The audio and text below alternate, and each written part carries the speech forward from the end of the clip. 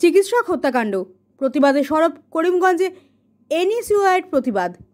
RG Kar medical কলেজের কর্তব্যরত মহিলা চিকিৎসক হত্যাকাণ্ডের বিরুদ্ধে দেশজুড়ে প্রতিবাদের ঢেউ করিমগঞ্জেও। উপযুক্ত বিচার চেয়ে মোমবাতি প্রতিবাদ সাব্যস্ত করল করিমগঞ্জ এনএসইউআইয়ের ছাত্রছাত্রীরা।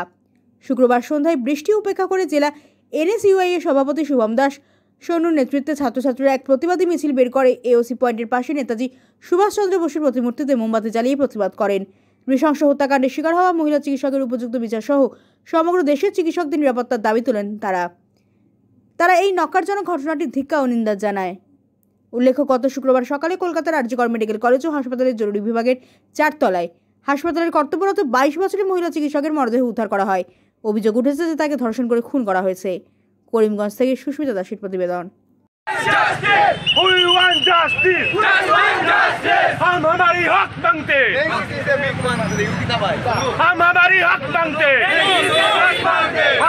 हक मांगते We want justice.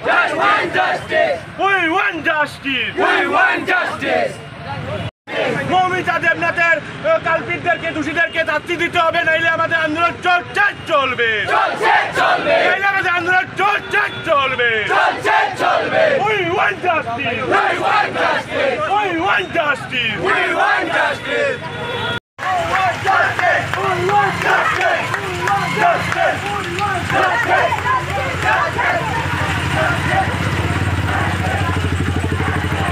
আমাৰ কৰিমগঞ্জৰ ছোৱালীবিলাকক লৈ আজি কেণ্ডেল মাৰ্চ এটা আয়োজন কৰিছোঁ। যদিও আপুনি দেখা পাইছে যে ইয়াত বৰষুণ হৈ আছে, তেতিয়াও আমি কেণ্ডেল মাৰ্চটো চলাই থাকিম, বৰষুণত ভিডিঅ' কৰিম।